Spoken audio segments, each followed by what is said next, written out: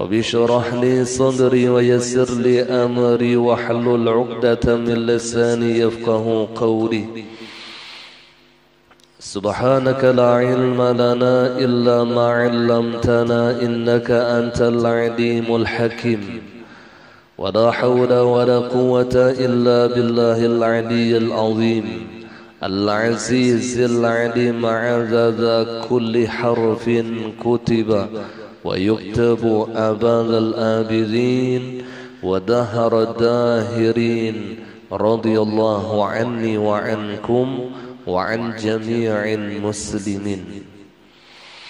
قال المصنف رحمه الله تعالى ونفعنا به وبعلومه في الدارين آمين. Macam yang keempat daripada riya, yaitu riya dengan amal.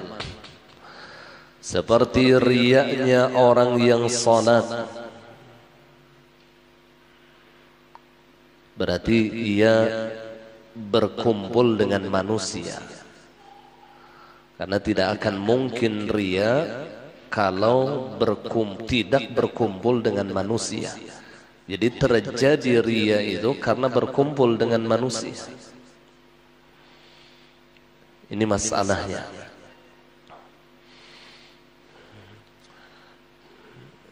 Ada di dalam satu riwayat Rasulullah, beliau pernah mengatakan,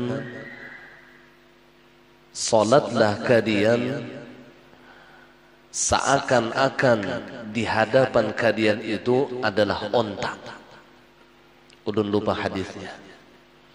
Seakan-akan di hadapan kalian itu adalah onta, bukan manusia.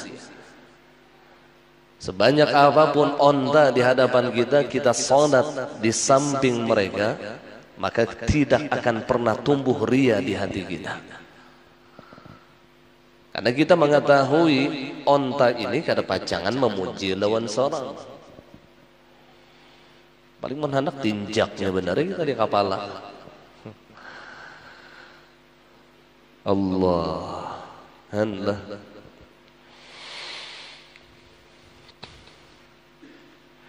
Seperti kalian di hadapan onta, kata Nabi. Maksudnya Nabi menyuruh kita agar kita tidak menuntut di dalam suatu ibadah yang kita kerjakan untuk mendapatkan kedudukan di dalam hati manusia. Karena kembali lagi yang pernah disampaikan, hakikat daripada riya adalah talabul manzila fi qulubin nas, menuntut kedudukan di dalam hati-hati manusia. Yang ingin meminta pujian kepada manusia, yang ingin minta sanjung kepada orang lain dengan ibadah yang ia lakukan, dengan amal yang ia kerjakan agar manusia memuliakannya, agar manusia memujinya. Maka pada hakikatnya orang yang riya itu adalah orang yang mengolok-olok Allah Subhanahu wa ta'ala.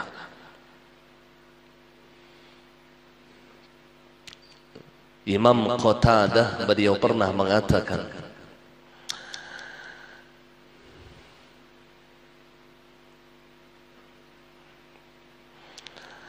"Idza ra'al 'abdu yaqulu Allah unzuru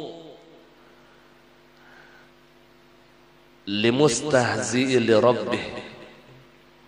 Apabila riya seseorang, kata Imam Qatadah, idza ra'al 'abdu, ketika di dalam hati seseorang itu minta puji kepada makhluk, minta kedudukan di hati manusia, fayaqulullah, maka Allah berkata kepada para malaikat-malaikatnya, unzuru, pandanglah oleh kalian kepada seorang hamba yang di dalam hatinya riya kepada makhluk dengan orang yang mengolok Tuhannya.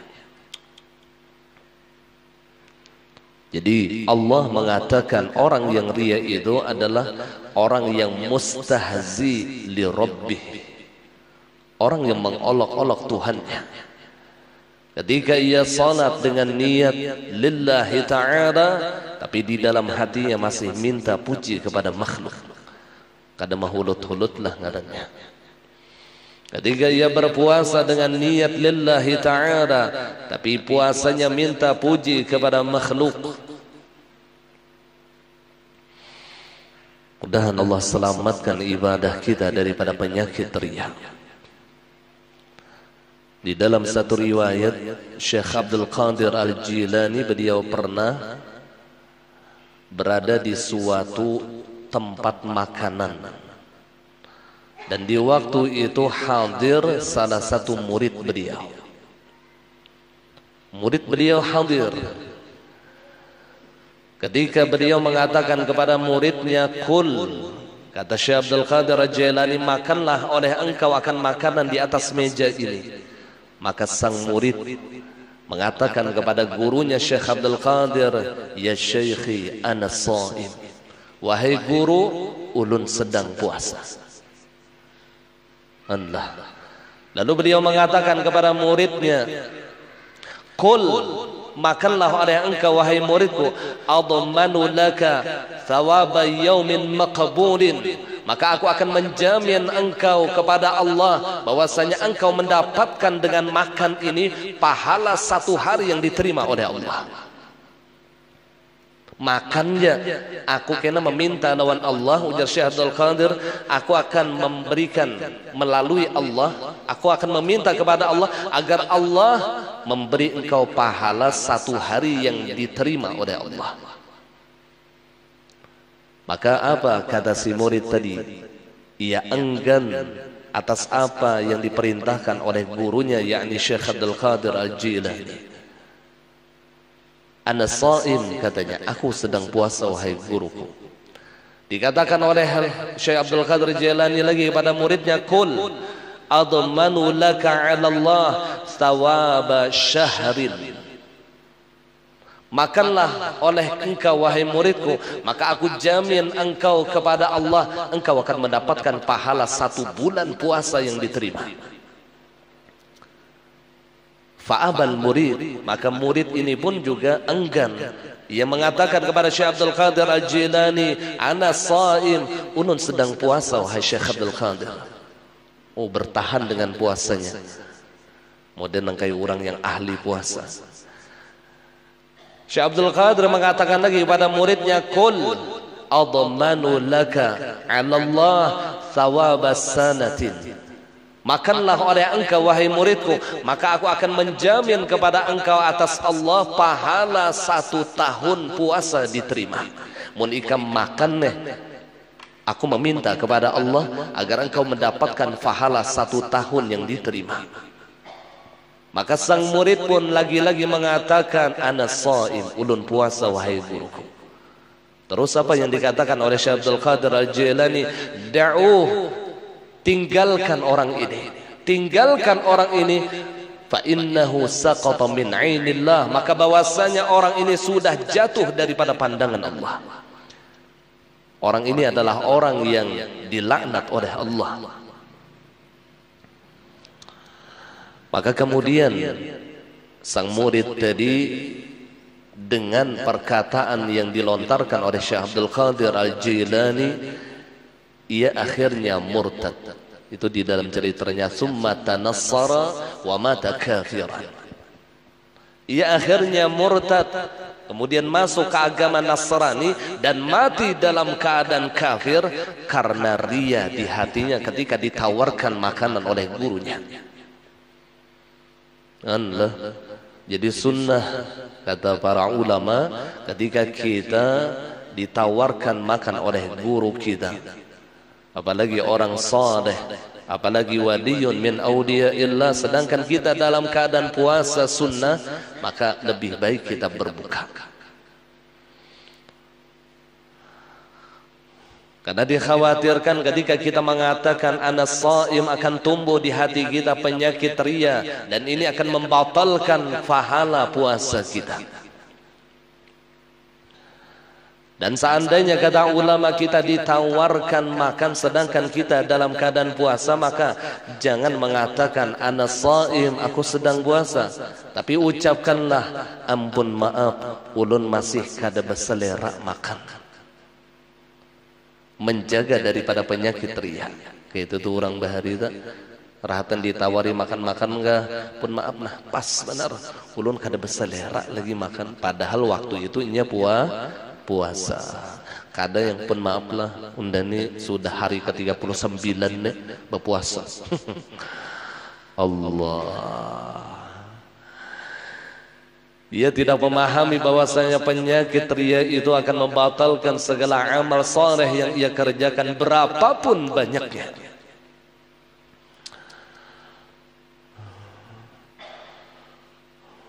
Dan mudahan Allah hindarkan kita daripada penyakit ria. Seperti rianya orang yang salat.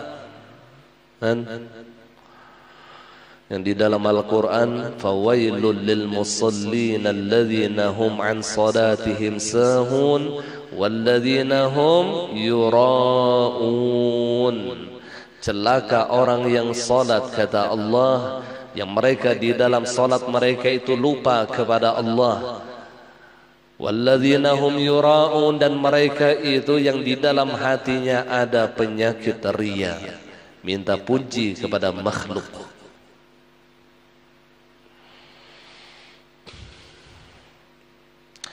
Kemudian atau ia ria karena lama di waktu berdiri lawas sembahyang dari nono, artinya supaya disambat orang nih panjangnya surahnya. Pada qul huwallah aja dibulik-buliki, cuman supaya gaya panjang lalu lawas berdiri. Tujuannya apa? Ingin minta puji kepada manusia agar dikatakan ia sebagai orang yang lama berdiri di dalam salatnya. Kemudian lama bersujud dan ruku lawas sujud. Imam nih parak salam sudahnya masih sujud. Semasjidan bangkit sudah ini masih sujud. Assalamualaikum warahmatullah, hajarnya bangkit pas saya sembahyang ada sah. Allah. Orang-orang soleh terdahulu ketika mereka ingin sujud panjang, mereka tidak ingin ketika berkumpul dengan manusia. Mereka hanya di dalam sendiri salat, lalu mereka sujud panjang. Bukan ketika berkumpul dengan manusia sujudnya panjang, bukan. Ketika mereka di dalam kesendirian, mereka panjangkan berdirinya, mereka panjangkan rukuknya, mereka panjangkan sujudnya. Karena di sini hati kita selamat daripada riya. Nah kemudian dan tidak menoleh, kadang menolehnya khusyuk sembahyang. Kada singgarakan sembahyang nih. Tujuannya agar orang memujinya bahwasanya ia salat khusyuk.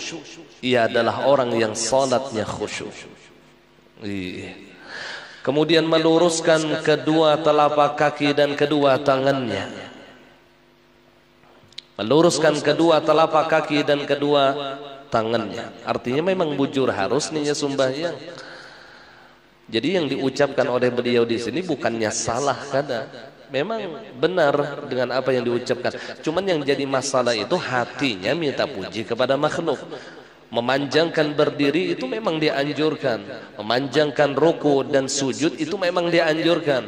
Demikian meluruskan kedua telapak kaki dan kedua tangannya, dan itu memang sunnah daripada Rasulullah di dalam salat.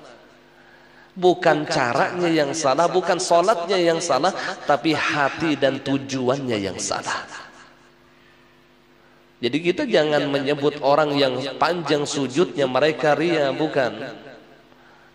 Karena kita tidak mengetahui bagaimana hati orang lain, tapi kita mengetahui hati kita.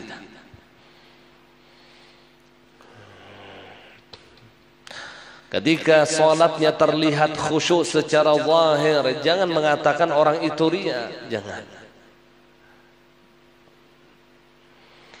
Dan memang orang yang ingin khusyuk batinnya itu harus diutamakan khusyuk zahirnya dulu.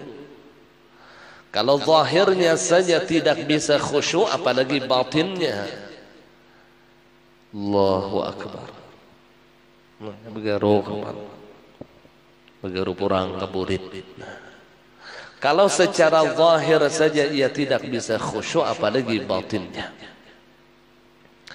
Ini yang dikatakan oleh Imam Hasan al-Basri, al-zahir yadullu ala al-batin. Al-zahir seseorang itu menunjukkan atas apa yang ada di dalam hatinya.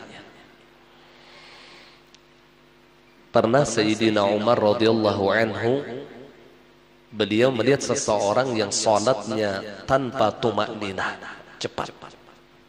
Dan ini suatu kesalahan di dalam fikih, suatu kesalahan di dalam ilmu syariat. Karena setiap gerakan itu wajib tumakninah, baik ruku'nya, i'tidalnya, sujudnya, duduk antara dua sujudnya, sujud yang kedua, dan seterusnya itu wajib tumakninah. Makna tumakninah itu berhenti sejenak setelah ia melakukan rukun fi'li. Berhenti sejenak. Allahu Akbar. Berapa sejenak ini ukurannya? Maka ulama paling kurang ukurannya sekedar mengucapkan subhanallah. Itu paling kurang dah. Ketika Sayyidina Umar melihat seseorang yang ia salat dalam keadaan tidak memakai tumakninah, setelah ia salat ditegur oleh Sayyidina Umar, kata Sayyidina Umar, ulangi salatmu, karena salat engkau tidak dalam keadaan tumakninah. Ulangi salatmu. Maka seseorang tadi mengulangi salatnya atas perintah Sayyidina Umar radhiyallahu anhu. Dengan tenang ia mengerjakan salat yang kedua dengan khusyuk, seperti kelihatan khusyuk karena tenang ruku'nya, i'tidalnya. Setelah selesai daripada salat yang kedua, Sayyidina Umar mengatakan kepada seseorang tadi, apa yang engkau rasakan? Orang itu mengatakan, wahai Sayyidina Umar, aku merasakan salatku pertama itu karena Allah, dan salatku yang kedua bukan karena Allah. Ini bukan masalah salatnya lah yang kita bahas, masalah hatinya. Jangan salah paham. Wahai Sayyidina Umar, aku merasakan salatku yang pertama itu ikhlas, dan salatku yang kedua tiada ikhlas. Mengapa demikian, kata Sayyidina Umar? Salatku yang pertama sekalipun tidak memakai tumakninah, tapi aku betul-betul karena Allah. Sedangkan salatku yang kedua sekalipun aku terlihat khusyuk, itu karena engkau wahai Umar. Allah. Kita bukan membahas masalah salatnya, bukan. Tapi yang kita bahas tentang hati orang yang mengerjakan salat tadi. Di dalam cerita yang lain pun pernah orang saleh ia mengerjakan salat berjamaah di shaf yang pertama dan tidak pernah ketinggalan shaf yang pertama selama 40 tahun lamanya. 40 tahun kada ketinggalan shaf yang pertama. Bayangkan. Jadi bila orang azan tuh siap sudah. Siap sudah di dalam masjidnya lah. Kada yang qomat hanya buka-buka mulai rumah. Ya yang masbuk 3 rakaat. Siap sudah. Sehingga selama 40 tahun beliau tidak pernah ketinggalan salat di belakang imam di shaf yang pertama. Dan pada suatu hari, kata orang soleh tadi, ternyata beliau ada uzur sehingga tidak sempat waktu beliau untuk mengerjakan salat di belakang imam di shaf yang pertama. Tetapi mau tidak mau beliau berada di shaf yang terakhir. Ketika salat di shaf yang terakhir, kata orang soleh tadi, maka berubahlah hatiku. Ketika itu aku merasa berbeda dengan salat di shaf yang pertama. Aku merasa berubah hatiku, kata orang soleh. Maka dengan perubahan ini aku qadha salatku selama 40 tahun, karena aku menyangka bahwasanya salatku selama 40 tahun bukan karena Allah. 40 tahun diqadha karena ada perubahan di dalam hatinya ketika ia salat di paling akhir, di shaf yang terakhir. Merasa tidak enak, Allah, merasa supan, merasa kada nyaman. Kenapa? Karena biasanya di shaf yang pertama. Ini beliau salat di shaf yang terakhir, ada perubahan di dalam hatinya. Maka perubahan inilah yang disebut dengan riya.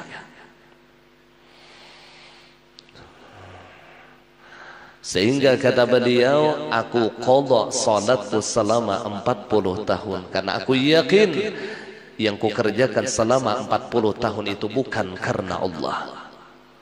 Allah kurang bahari itu. Dasar apa bu, dasar nahab memandang hati dah. Karena perkataan Syekh Seman, li'anna sarira mawdi'un nazaril li'anna sarira mawdi'un nazaril haqq wal alaniyah mawdi'un nazaril khalq. Bahwasanya hati kita adalah tempat pandangan Allah. Allah memandang bukan amal kita yang lebih dahulu, tetapi yang dipandang oleh Allah adalah hati kita. Hati kita adalah tempat pandangan Allah, wal adaniyah, dan tubuh kasar kita adalah tempat pandangan makhluk. Dan kebanyakan kita lebih mengutamakan tempat pandangan makhluk daripada tempat pandangan Allah. Na'udzubillah summa na'udzubillah. Kita lebih mengutamakan tempat pandangan makhluk, tetapi kita tidak mengutamakan tempat pandangan Allah, Sang pemilik syurga, Sang pemberi rahmat.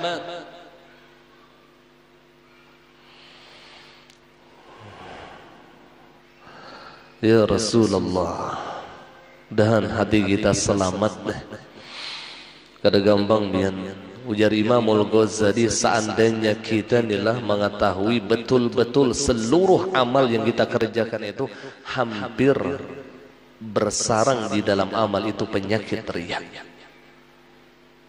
Kalau kita memperhatikan betul-betul, kata beliau, baik salatnya, hajinya, puasanya, sedekahnya, bacaan Qur'annya, dan lain-lain sebagainya, kebanyakan di dalam amal yang kita kerjakan itu ada penyakit riya.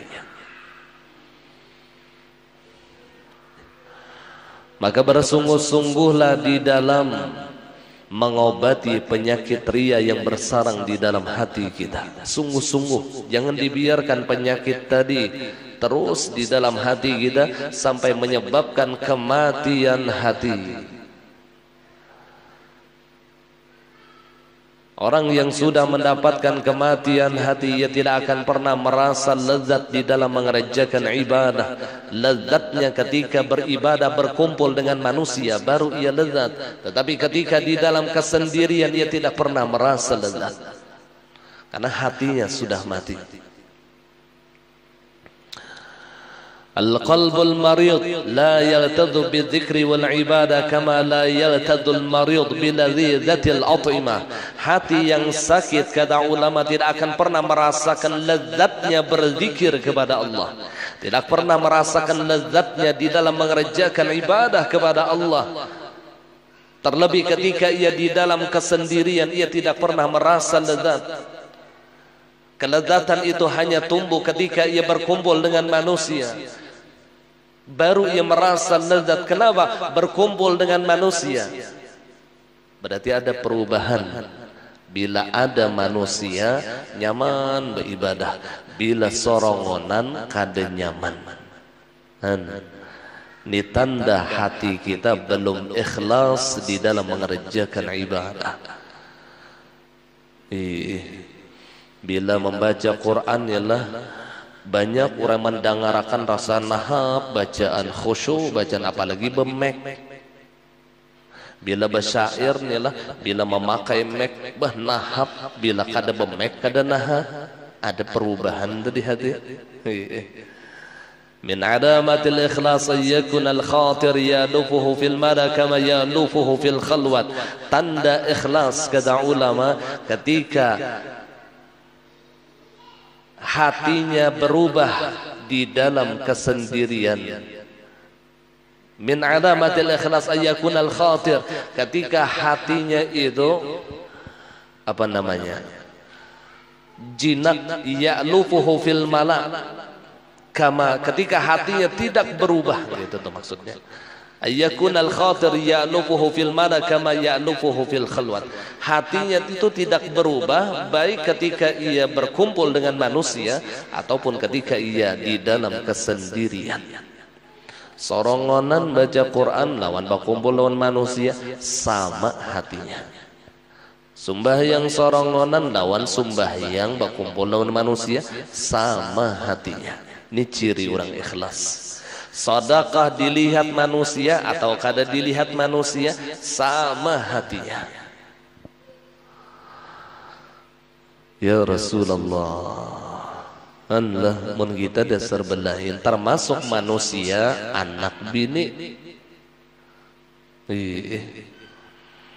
Kelupang mun bini jar mun manuk ada papa jujar. Bini orang rumah juga manusia juga ngarannya. Minta puji lawan laki manusia juga ngarannya. Ya Allah, Allah. Nah kemudian begitu pula di waktu puasa atau berhaji atau di waktu mengeluarkan sedekah dan memberikan makanan.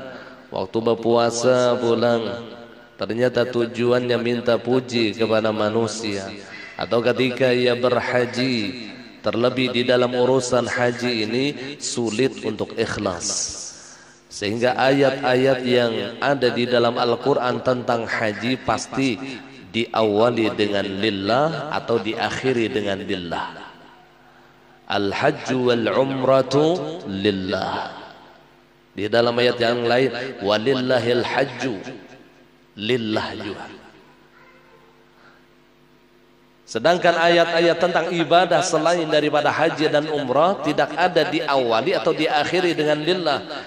Sedangkan haji dan umrah ini selalu diawali dengan lillah dan ayat yang lain diakhiri dengan lillah. Ini menjadikan isyarat kata ulama yang paling sulit ibadah yang bersih daripada penyakit ria adalah haji dan umrah. Sampai di dalam sebuah hadis Rasulullah, di akhir zaman kata Rasulullah, para pejabat-pejabat mereka naik haji tujuannya lin nuzha, agar ia mendapatkan kemegahan, agar ia mendapatkan pengaruh dengan titelnya haji.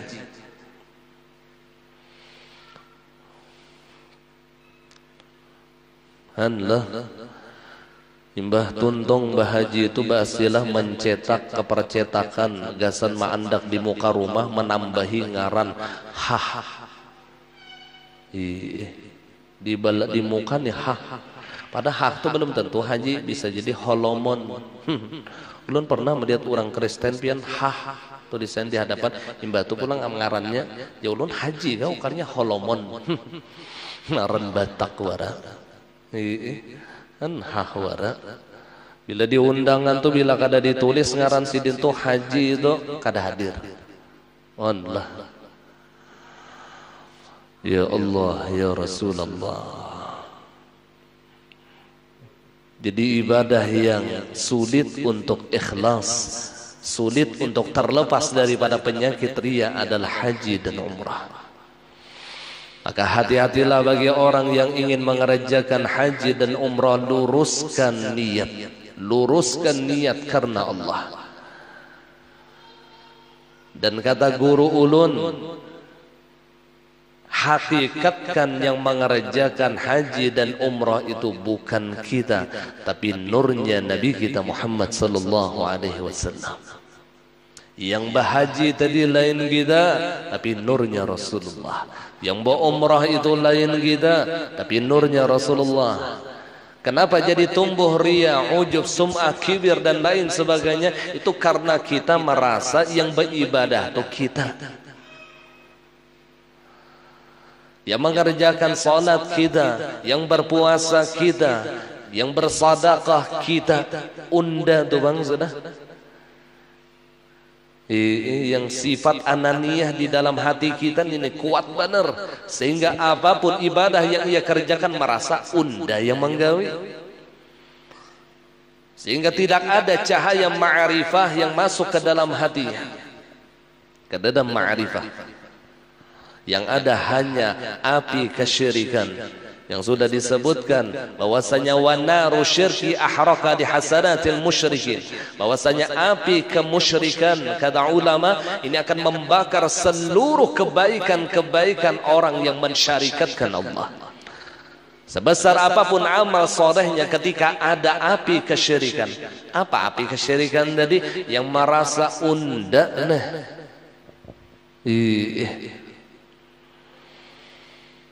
Allah.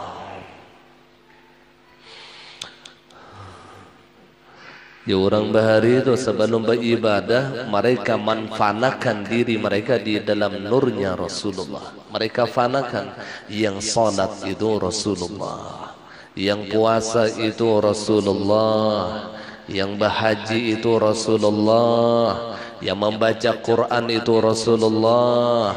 Karena di alam semesta ini tidak ada cerita kita, yang ada hanya cerita antara Allah dan Muhammad. Allah yang menggerakkan, Muhammad yang digerakkan. Allah yang memperbuat dan Muhammad yang diperbuat. Jadi kadada kisah kita yang ada hanya cerita antara Allah dan Sayyiduna Muhammad. Nah belajarnya mempanakan di nur nih belajar, pun kada belajar kada bisa bang gini.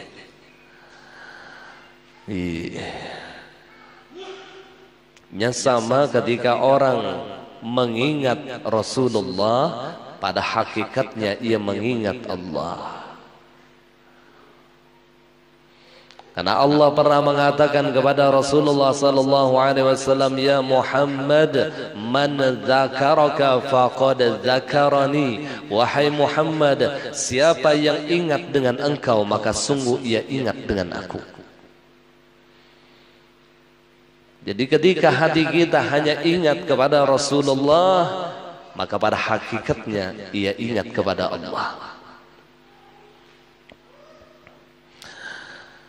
Nah karena yang dimasrakatnya adalah nurnya Nabi kita Muhammad sallallahu alaihi wasallam, sehingga ia betul-betul di dalam mengerjakan ibadah itu mengikuti Rasulullah, ya yang ngarannya mutaba'atun Nabi. Nang kaya apa takbiratul ihram Rasulullah supaya keganangan yang takbiratul ihram ni lain seorang. Lalu bujur-bujur inya maumbade nang kaya apa takbiratul ihram Rasulullah, nang kaya apa cara bacaan Fatihah Rasulullah, bagaimana cara rukuknya Rasulullah, bagaimana cara i'tidalnya Rasulullah agar sesuai hakikat dengan syariat. Kada yang memasra'akan Nur Muhammad cuman sumbahyangnya jauh daripada sunnah Rasulullah. Ini kada cocok lawan kaluung. Boh mun berkisah Nur Muhammad luar biasa. Kalinya sembahyang Allahu Akbar. Adalah sunnah Nabi. Kada kawa nang kaya hendak memasrahkan Nur Muhammad, amun sunnah Rasulullah ya lapas. Kada kawa.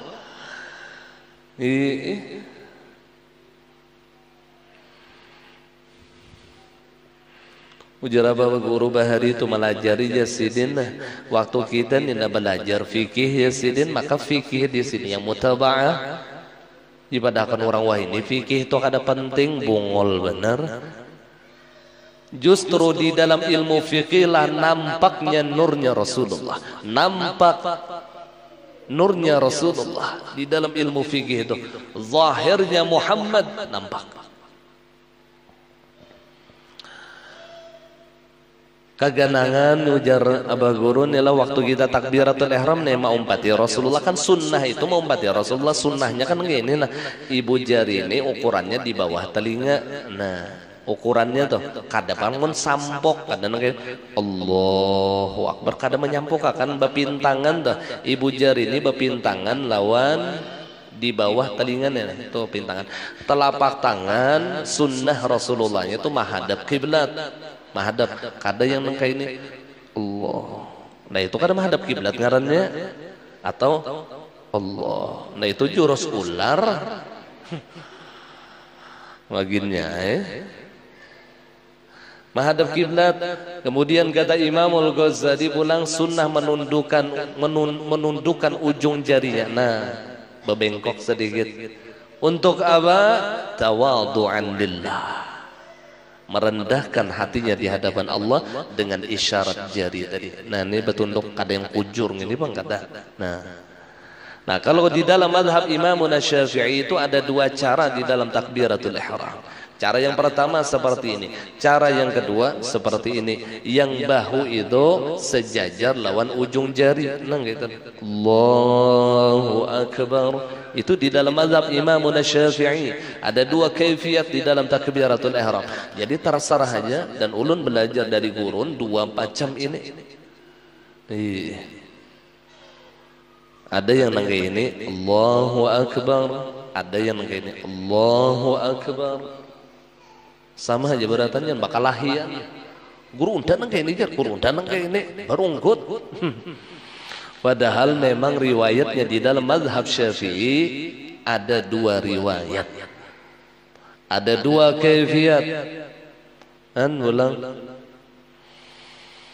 Kada yang takbiral di atas kepala Allahu Akbar. Keganangan ketika seperti ini, keganangan Rasulullah. Nangka ini hilanglah waktu itu kita. Hilang diri kita, yang ada hanya Rasulullah. Yang ada hanya Rasulullah.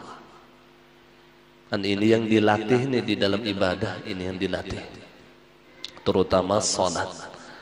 Karena seluruh ibadah itu terkumpul di dalam salat. Seluruh ibadah, hajinya kah, umrohnya kah, puasanya kah, syahadatnya kah, zakatnya kah, seluruhnya terkumpul di dalam salat. Sehingga salat itu disabdakan oleh Rasulullah sebagai imaduddin, tihangnya agama. Seluruh zikir ada di dalam salat, istighfar ada di dalam salat, tasbih ada di dalam salat, tahlil ada di dalam salat, tahmid ada di dalam salat, salawat ada di dalam salat, syahadat ada di dalam salat. Seluruh zikir itu ada di dalam salat. Dan Nabi menekankan kepada kita sebagai umatnya, sallu kama ra'aitumuni usalli. Salatlah kalian sebagaimana kalian melihat aku salat. Kalau pemahaman orang tasawuf, salatlah kalian seakan-akan kalian merasakan yang salat itu adalah aku, kata Rasulullah. Itu pemahaman ilmu tasawuf tuh. Kalau pemahaman ilmu fikih, salatlah kalian sebagaimana kalian melihat aku salat. Artinya melihat Nabi salat kita kada mampu. Yang melihat siapa? Para sahabat. Kemudian sahabat melihat salatnya Rasulullah dilihat oleh tabi'in. Cara sahabat salat, tabi'in dilihat oleh tabi'in. Tabi'in dilihat oleh ulama salaf sampai kepada ulama kita, sampai kepada guru kita. Lalu guru kita mencontohkan salat mengikuti Rasulullah. Dari mana beliau? Daripada ulama yang di atas. Nah, ini yang ngarannya besanad nih, bersambung. Dari guru ke guru. Lalu keganangan yang sumbah yang ini Rasulullah. Lalu ia benarkan membaca Fatihah karena Fatihah Rasulullah itu fasih. Keganangan yang membaca Fatihah ini Rasulullah lain undah. Ia benarkan rukuknya sebagaimana sunnah Rasulullah. Keganangan yang rukuk ini Rasulullah. Karena kisah kita kadada, yang ada hanya kisah antara Allah dan Sayyiduna Muhammad. Kadada kisah kita. Yang bercinta-cintaan itu hanya Allah dan Rasulullah. Yang berkasih sayang itu hanya Allah dan Rasulullah di alam semesta ini. Gak ada kita, gak ada alam semesta, yang ada hanya nurnya Rasulullah. Karena seluruh alam semesta ini adalah berkat daripada nurnya Nabi kita Muhammad sallallahu alaihi wasallam. laulaka ya Muhammad ma khalaqtul aflaq. Jikalau tidak engkau ya Muhammad, maka niscaya aku tidak akan menciptakan alam semesta. Jadi alam semesta ini berkat daripada nurnya Nabi kita Muhammad sallallahu alaihi wasallam. Dan nurnya Nabi kita itu terbit daripada af'alnya Allah. Dan af'al Allah itu terbit daripada kudrat dan iradatnya Allah. Gitu tuh. Jadi tetap Nur Muhammad itu muhaddats kada qadim, karena terbit daripada perbuatan Allah. Jadi salah besar ketika ia mengatakan bahwasanya Nur Muhammad itu qadim. Qadim itu tidak memiliki awal, sedangkan nurnya Rasulullah adalah makhluk yang paling awal, artinya tetap memiliki awal. Rami gelola di TikTok tuh pembahasan masalah Nur Muhammad qadim. Jelas ini menyalahi daripada ijma' ulama.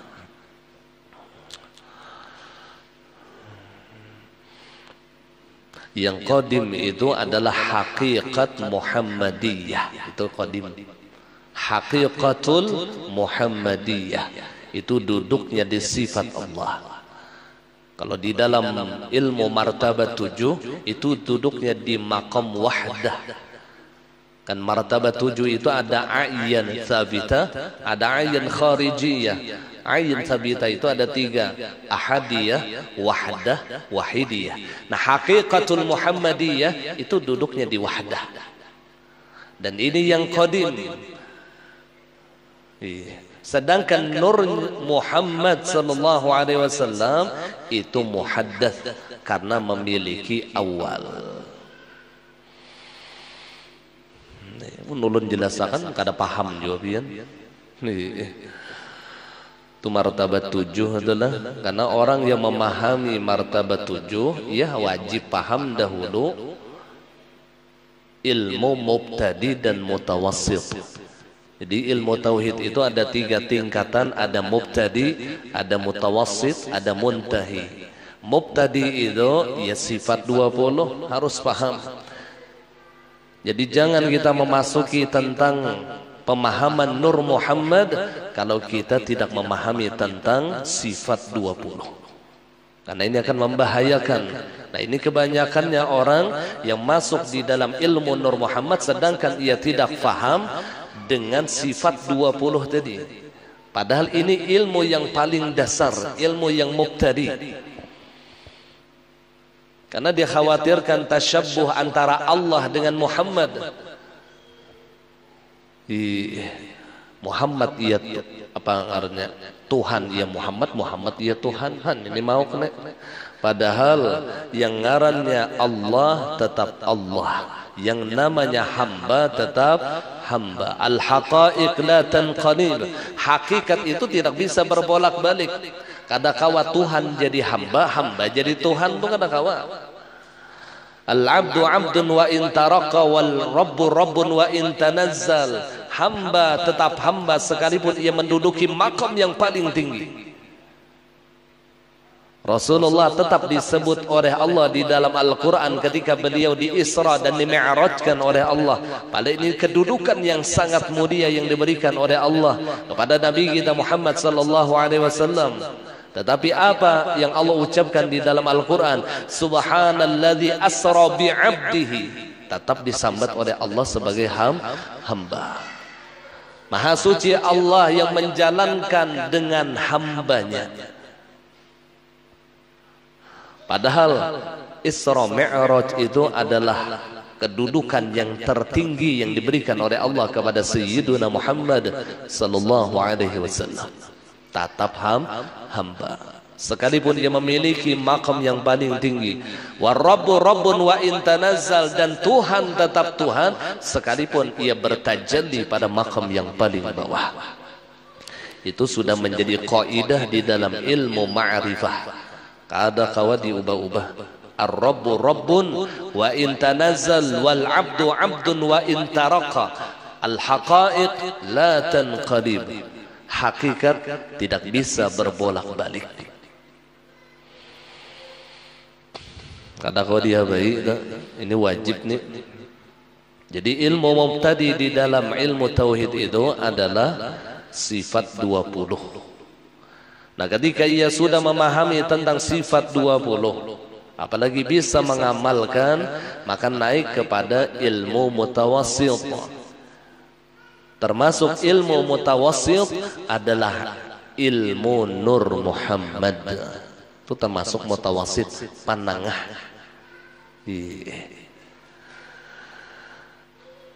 Dan ilmu mutawassit itu di dalam ilmu tauhid adalah wahdatul af'al, wahdatul sifat, wahdatul asma, dan wahdatul dzat.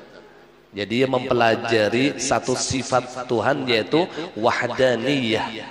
Jadi satu sifat itu dipelajari, tapi ini mutawassit nih penengah.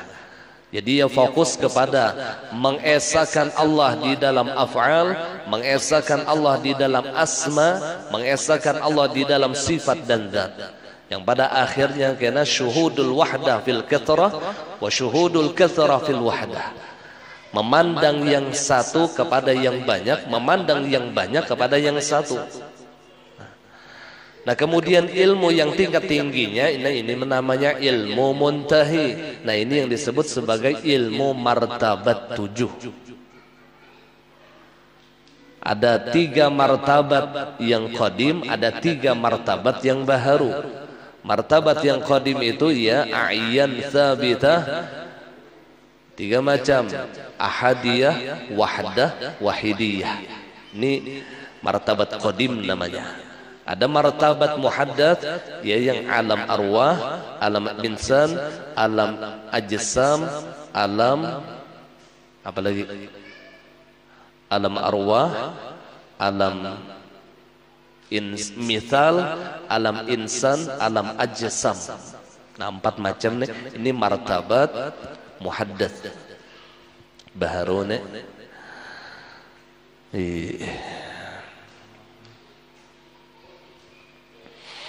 Nah, kita duduk di panangah tuh nah paling sedang sudah, paling pas sudah. Apalagi memakai Nur Muhammad, jalan Nur Muhammad itu paling pas sudah. Dan jalan yang paling cepat adalah jalan Nur Muhammad. Karena orang yang memakai jalan Nur Muhammad itu, ia duduk di maqam baqa.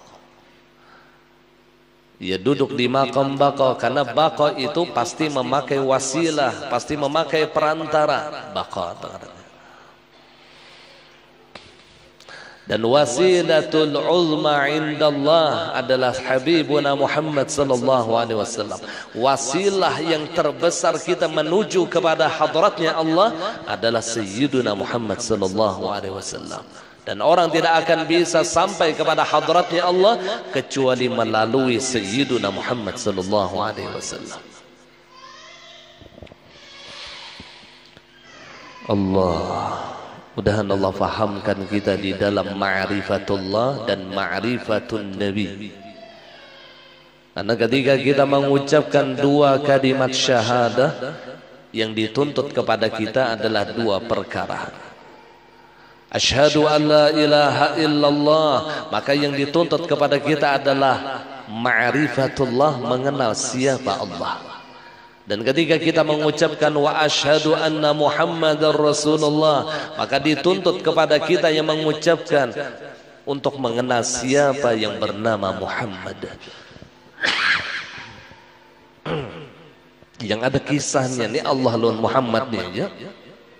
Karena 2 kalimat syahadat inilah yang meliputi alam semesta. Jadi ada kisah kita, yang ada kisah Allah dan Muhammad. Asyhadu an la ilaha illallah wa asyhadu anna Muhammadar Rasulullah. Lain bang, wa asyhadu anna Udin Rasulullah. Lalu ada kisah Udin nih kadada. Atau wa asyhadu anna anang dugap Rasulullah, kan ada. Yang ada wa asyhadu anna Muhammadar Rasulullah. Maka dituntutlah kita dua ma'rifah. Yang pertama mengenal Allah, yang kedua mengenal Habibuna Muhammad sallallahu alaihi wasallam.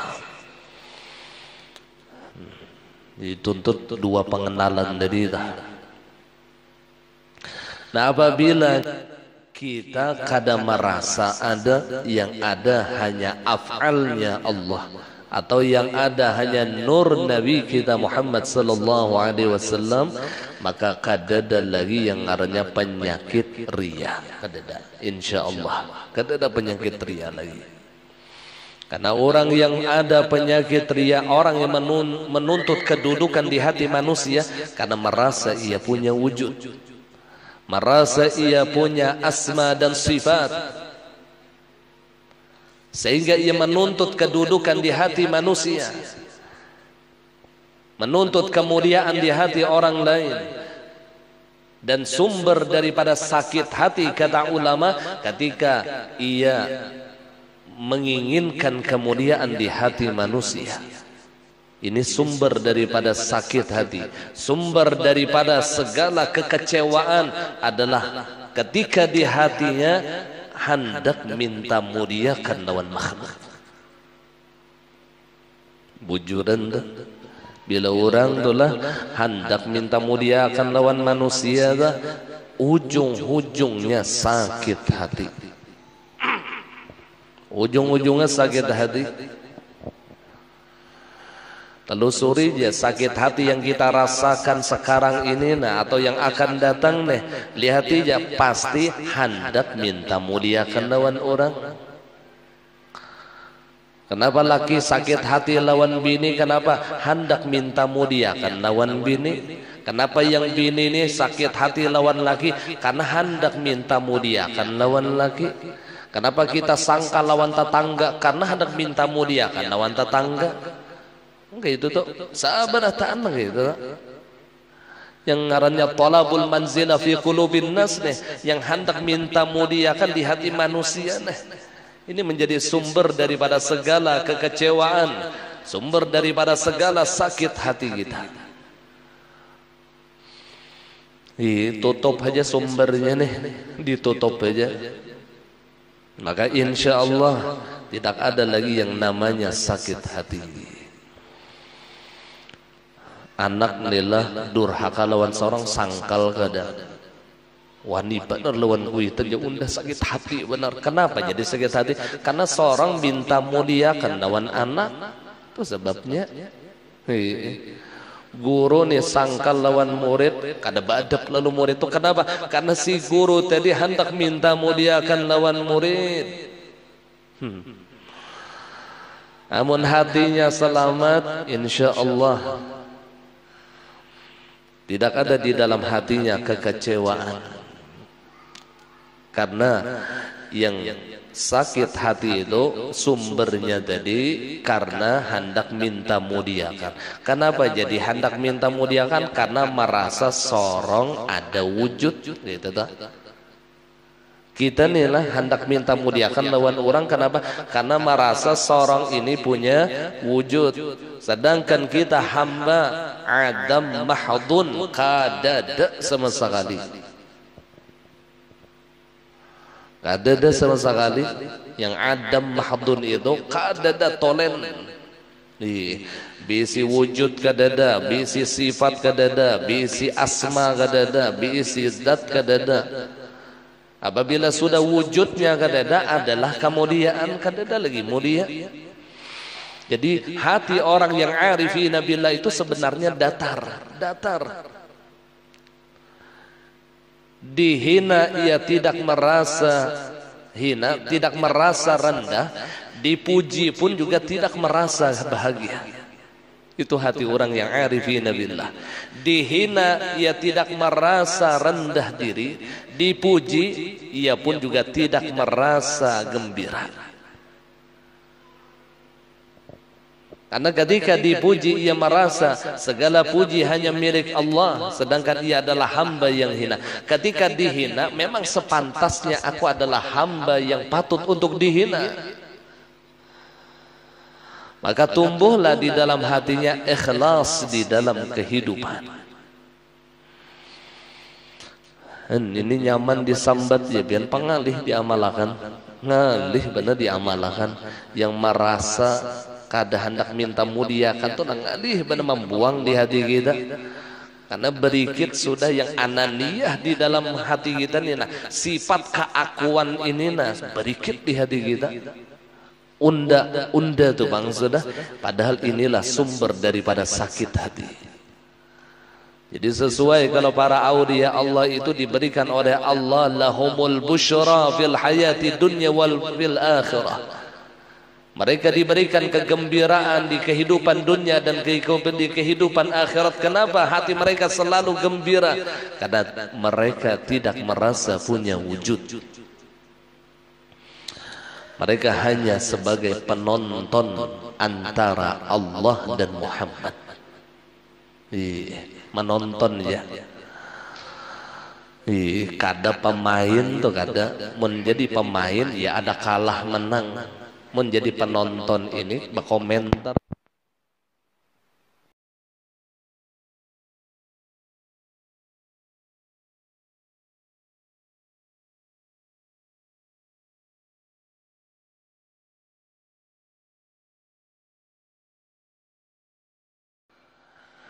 Lalu bila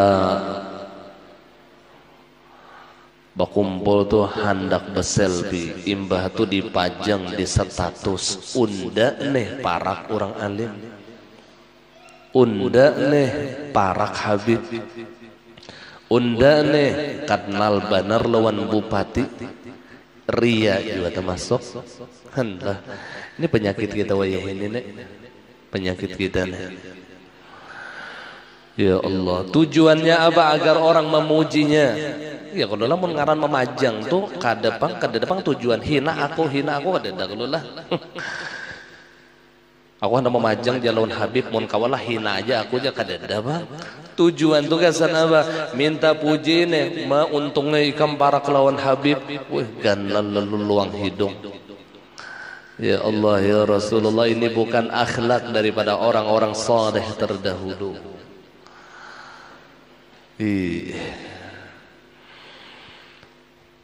Atau memajangnya nih para kelawan pejabat.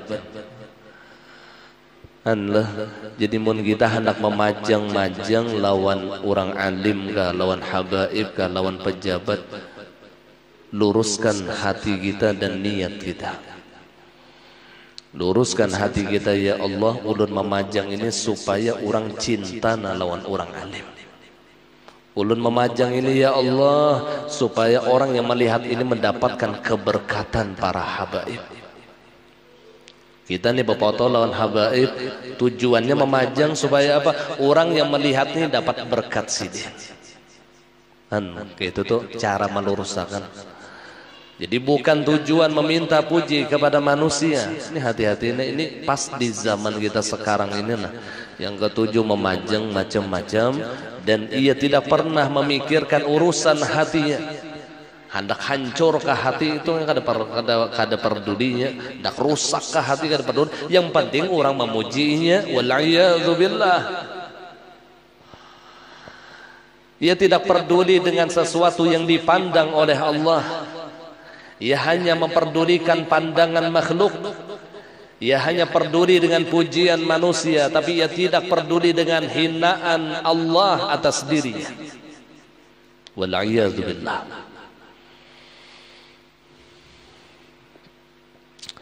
Luruskan niat kita.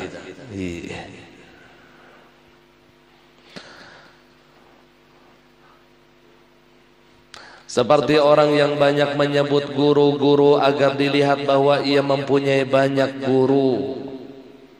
Jadi bila berkisah itulah unda pernah bertamu lawan guru si anu, guru unda si anu, guru unda si anu. Ia sebutkan nama ulama-ulama besar dengan tujuan apa?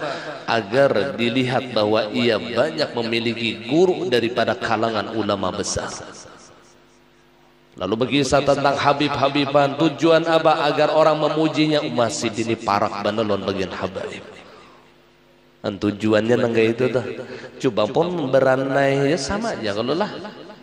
Mun kita tuh beranai aja, kira-kira hilanglah berkat sidin, kada hilang juga.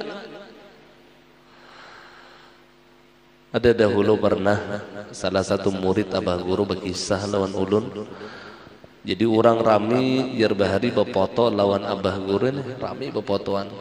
Tagaretek hati sidin unda pangjar lawasnya nih parak lawan sidin nih harus suah bepoto. Ayo ya sudah mbak tuntung bepoto. Nah apa ya ujur bepadah bah ulun hendak yo bepoto lawan bian. Imbah tamu-tamu datang bepoto, tamu-tamu datang bepoto, ulun ni berkhidmat lawan bian, awas kada suah bepoto lawan bian. Apa ujar Abah Guru?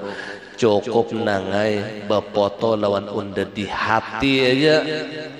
On gitu tuh kata-kata sidin. Foto lawan unda di hati aja ya sidin, itu lebih berikit ya sidin daripada foto yang dipajang. Anlah. Ini Abah Guru hendak menyelamatkan murid sini. Menggitan inilah bila bapak toto kada tahuain lagi. Ya Allah. Ini yang merusak hati kita. Jadi belum tentu orang yang berfoto dengan ulama, dengan pejabat selamat hatinya. Belum tentu ia mendapatkan barokah daripada para ulama, belum tentu. Justru ia jauh daripada barokah. Justru ia jauh daripada rahmat Allah karena tujuannya bukan karena Allah. Tujuannya hanya ingin meminta pujian daripada manusia.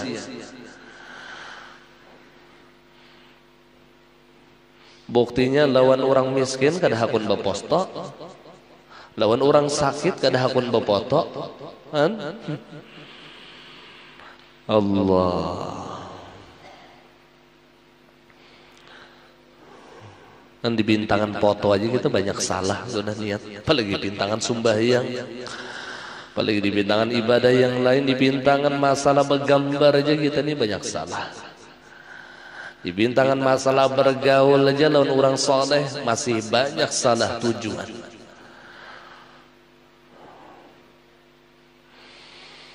Apalagi urusan sedekah, apalagi urusan ibadah-ibadah yang lain. Pernah pada suatu hari istumat lagi ulun berkisah, ada murid daripada Al-Habib Abdullah Al-Haddad sahibur ratib. Jadi datang ke rumah beliau bertanya kepada Habib Abdullah, wahai Habib, ulun ini banyak na duit, banyak bipai duit, dan niat ulun ini hendak maulah masjid, hendak maulah masjid supaya menyangkutakan harta ni nak jalan Allah. Lalu ujar Habib Abdullah, amun ikam bujur-bujur ikhlas karena Allah, maka bangun je masjid. Tapi apabila niat ikam bukan niat yang salihah, maka lebih baik tinggalkan apa yang engkau niatkan. Lalu sang murid tadi berkata kepada Al-Habib Abdullah Al-Haddad, wahai Habib, insyaallah niat ulun ikhlas karena Allah, lebih baik membangun masjid ni nah. Niat ulun ikhlas karena Allah. Ujar Habib Abdullah, amun ikam bujur ikhlas, tolong dengarkan aku. Seandainya ikam membangun masjid, ujar Sidin, kemudian ikam mengeluarkan dengan harta yang banyak, ikam bersusah payah mencari harta dengan hanya membangun masjid sampai sempurna bangunan tersebut. Setelah sempurna bangunan tadi, ternyata kada dinamai ngaran ikam dan kadada yang mengakui ini masjid ikam, tapi dingarani masjid si fulan. Kadang ngaran ikam, nang kayak apa hati ikam waktu itu? Senanglah jar sidin. Ujar si murid tadi, wahai Habib, jelas hati ulun kada senang karena yang membangun masjid ulun, yang mengeluarkan harta bersusah payah ulun. Ternyata setelah selesai sempurna bengking bangunannya, ternyata masjid orang disambat lain masjid ulun. Ulun jelas kada senang. Maka kalau begitu kata Habib Abdullah Al-Haddad, tinggalkan niat engkau untuk membangun masjid, karena niat engkau ghairu salihah, niat engkau untuk kada bujur masih. Allah. Mun kita nih, ya tadi kita nih sebaliknya, orang yang bersedekah tapi atas nama kita yang jarabah kuro. Apa ngarannya, wajahidu bi amwali orang wa nama okom ya sidin data. Berjihadlah engkau fi sabilillah di jalan Allah dengan nama orang. Itu nama orang tapi wa nama okom, nama ikam. Itu abah guru bahari memadahakan harta orang yang disedekahkan tapi atas nama seorang. Ini kada riya lagi, ini banget pada riya. Yang ria itu tuh harta seorang, tapi ia bangga dengan apa yang ia sedekahkan tadi, dan ia minta puji kepada makhluk. Ini harta seorang, itu ria. Ini lain harta seorang yang menyumbang. Ini apakah ngarannya udah tahu lagi ulun? Ria kah apakah? Ini ria lawan dusta-dustanya Ya Allah, ya Rasulullah. Jadi mun kita kadang meluruskan hati dan tujuan kita, banyak luput di dalam cara kita beribadah. Maka sekali lagi apa yang dikatakan oleh Syekh Seman Al-Madani, fokuslah dengan apa yang menjadi tempat pandangan Allah. Fokuslah dengan apa yang menjadi tempat pandangan Allah. Apa tempat pandangan Allah? Yaitu hati kita. Lianna sarirata mawdi'un nazaril haqqa. Bahwasanya hati adalah tempat pandangan Allah. Wal alaniyah, dan tubuh kasar kita adalah tempat pandangan makhluk. Maka jangan hanya memikirkan tempat pandangan makhluk, tapi menyia-nyiakan dan tidak peduli dengan tempat pandangan Allah.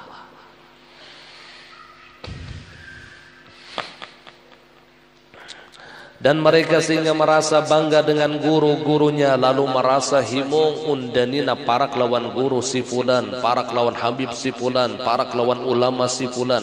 Dan ada pulang buktinya nih, foto unda lawan guru si anu, foto unda lawan habib si anu, dipajang pulang. Tujuannya minta puji lawan manusia, bukan mengambil berkah mereka, bukan tabarrukan, tetapi minta puji kepada mereka, minta puji kepada orang lain agar disebut sebagai orang yang dekat dengan pemuka-pemuka agama.